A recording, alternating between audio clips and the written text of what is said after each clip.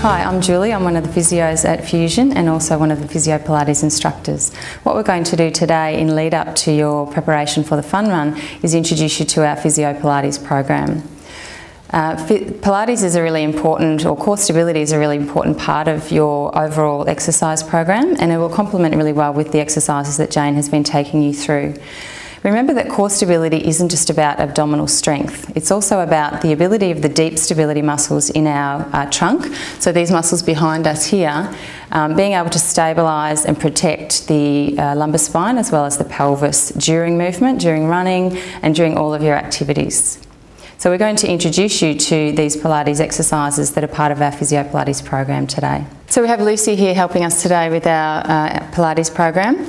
So what we're going to take you through now is our resting position or our starting position. It's really important that you have an ideal starting position with any of the exercises that you do with Pilates, because it dictates the movement and the muscles that you use and also the muscles that you don't use. So Lucy, if you can just... So we're lying on your back with your knees bent up and your feet flat on the ground. What we want is a long neck at the back, but maintain your slight neck curve. We need your chin gently tucked down so that your chin isn't facing up towards the ceiling. Collarbones nice and wide and relaxed, and your shoulder blades gently down towards your waist area, just so that you've got some nice length between the ears and the shoulders. From here, I want you to think about breathing into your ribs. So breathe into the outside of your ribs and thinking about breathing into the floor.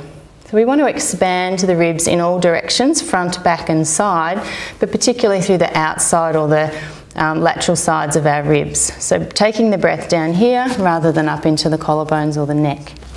Moving your awareness down, we want a slight arch in your lower back. So this area in your lower back needs to be slightly off the floor. So I should be able to easily fit my hand underneath her lower back. It's not something that you arch and keep off the floor, or your muscles shouldn't be holding it actively. It's nice relaxed posture. And then moving your awareness down to the pelvis, ideally the pelvis is relaxed and symmetrical, so even on both sides. The ankles, knees and hips are in tram tracks or parallel, so the knees don't come together but they don't fall apart either, and your heels are in line with your sit bones. So this is our starting position or our resting position, and it's the ideal position for all of the joints in our spine. It is also the position that we recruit best in, okay? So the first exercise we're going to do today is I'm going to ask Lucy to keep her pelvis level and to keep that nice slight arch in her back. Lucy, if you can pop your hands on your hips. This is great to pop your own hands on your hips so you can monitor the position of the pelvis and the movement of the pelvis. Ideally, we don't want the pelvis to move at all while we're moving this leg.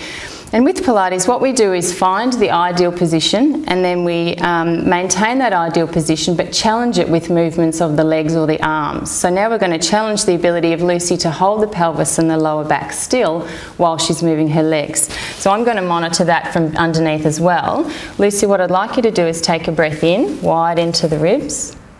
And as you breathe out, just slowly drop one leg out to the side.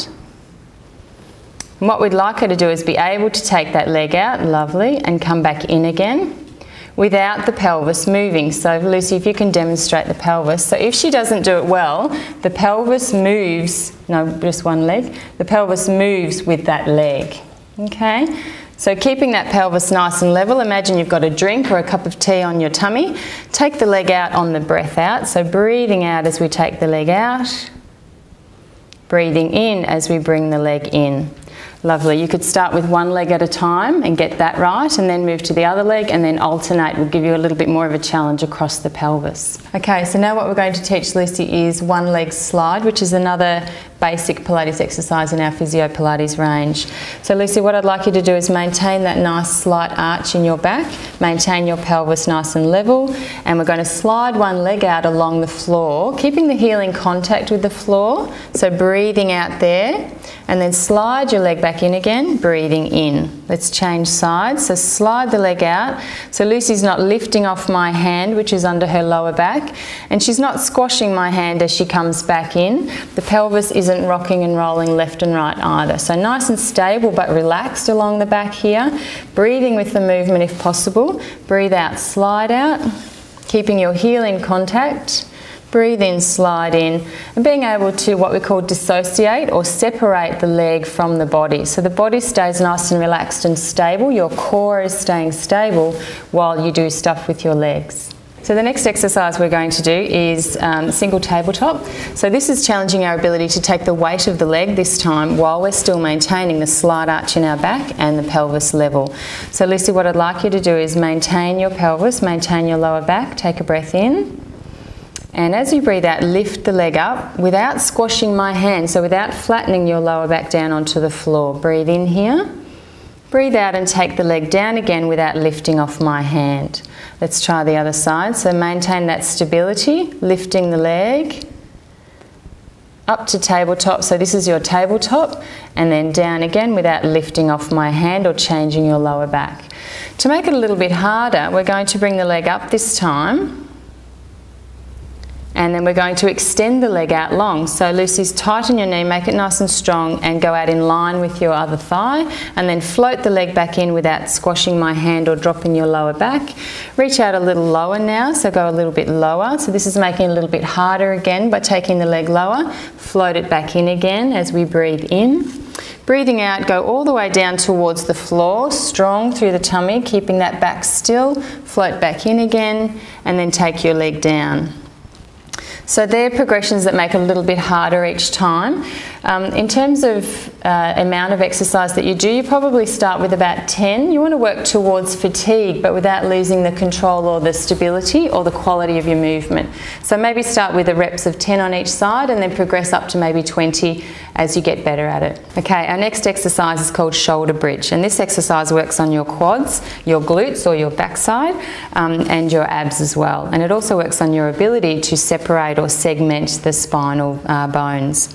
So Lucy, what I'm going to ask you to do is, so we start in neutral spine again, so we have our slight arch in our back. Bring your heels in close to your bottom this time, because your hamstrings can cramp when you start lifting your bottom up off the floor. So bring your heels in to try and minimise that. So we breathe in to prepare, wide through the ribs.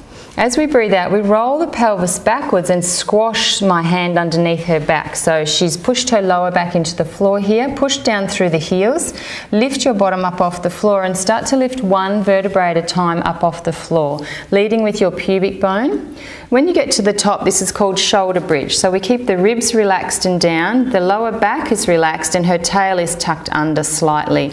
Make sure that you don't drop your tail and arch your back, because you will feel it in the back. If you're feeling it in the back, relax your lower back down a little bit and tuck your bottom under.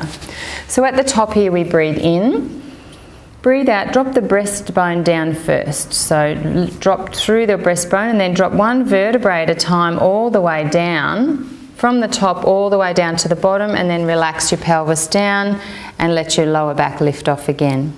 Let's repeat that one. So breathe in to prepare, breathe out, roll your pelvis backwards. Start pushing through your heels and peel one vertebrae at a time up off the floor till you get to about your shoulder blades. Don't go any higher than that. Breathe in at the top. Breathe out, drop your breastbone down first, and then one vertebrae at a time gets pushed down into the floor using your tummy muscles to drop each vertebrae down like a string of pearls all the way down to the bottom until your back is relaxed, your lower back is off the floor again, and your bottom is on the ground. Okay, so our next exercise is called the clam. It's an exercise that works on our gluteal strength, so our backside strength, but it also asks our core stabilizers to hold our pelvis and our lower back still. It's a really great exercise for runners and for walkers alike, because it's really important that we have good glute strength for our core stability. So in this position, we want to make sure we find that ideal resting position again. So on your side, looking straight ahead, so straight ahead, not in the fetal position, you don't want to be caving in here. So looking straight ahead, collarbones wide and shoulder blades down your back still. Make sure your rib cage is relaxed and sitting on the floor, and try and breathe wide into those ribs again, into the floor and into the top. In this point, ideally your waist area is slightly off the floor, so you have a little tunnel underneath your waist area, and you have a slight arch in your back, just like we did on your back before. So maintaining that slight arch is important for your core stability. From here, your ankles, knees and hips are stacked on top of one another, and your hips are about 45 degrees, your knees are at 90 or at a right angle. So from here, what we want to do is maintain our core stability, our position here, keep that nice and stable, and strengthen through the glutes using the leg. So Lucy, what I'm going to ask you to do is breathe wide into your ribs. As you breathe out, gently squeeze your heels together and lift your knee up. So this is why it's called the clam, because it's like a clamshell. So she lifts the knee up using the bottom muscle, so up here in our back pocket, and then take your leg down again. Lovely. We're going to breathe in, breathe out and float the leg up again, squeezing the heels, going as high as comfortable but without rolling the pelvis backwards. So we don't want Lucy to drop through the pelvis here. Keep it nice and stable, and down again. So we really want to feel it in the upper back pocket. So once more, breathe in, squeeze your heels, and breathe out, lifting the knee, going as high as you can without the pelvis rolling backwards, and then down again on the in-breath. You might like to try up to 10, maybe 15 of these. You will feel the burn in your upper back pocket when you start to do this one, but maybe 10 to 15 of these on each side. Okay, so what we're going to do is start with our final series of exercises, which are much more dynamically challenging in this position. So ideally your knees are hip width apart. Your lower back is in its slight curve again, so not tucked under, so make sure you're not rounded through the back, but you're certainly not dipped through your back either. So a slight curvature in the back. You are flat and flush across here, so be tall on your arms. Gently nod your chin and make sure your neck is long. Your fingertips can be wide so that you can stabilise through your wrists. From here, what we're going to do is maintain this ideal posture again through our lower back and our pelvis. We're going to ask Lucy to stay strong on her right leg, and then gently swing the left knee in towards her hands, and then back out a little way. That's far enough loose, and then swing again. So you want to be able to load up this right glute or this right side while you can easily swing the left leg. So making sure that you don't lift this pelvis up too far and go over onto that side. So keep, again, that cup of tea on your lower back and be able to easily swing the leg in and out. From there, we work into a more difficult exercise where you take the leg out to the side, out to the back, with the toes pointing down towards the floor. From here, again, we maintain this neutral spine and this pelvis nice and stable. We load up the right side again. So the right side is doing a lot of work here. We're going to tighten the knee, tighten the glute on this side, and lift the leg slightly without arching the back.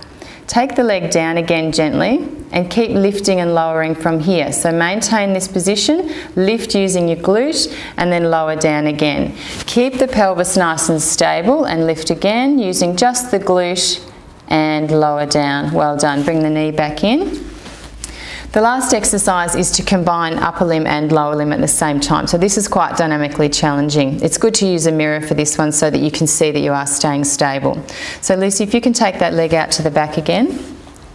From here, we're going to stay nice and stable through the pelvis, and she's going to lift her left leg into the air. So if you can lift that, hold that there for me, Lucy, and now lift your right arm as you go. So staying nice and stable through the middle, not arching through the back, and lower the hand down and then lower the leg down. So you can bring this in one at a time. You don't have to bring them up together. You can bring the leg, get nice and stable through your leg, and then add your arm at the end. And again, you would lift and lower maybe 10 times and then change sides.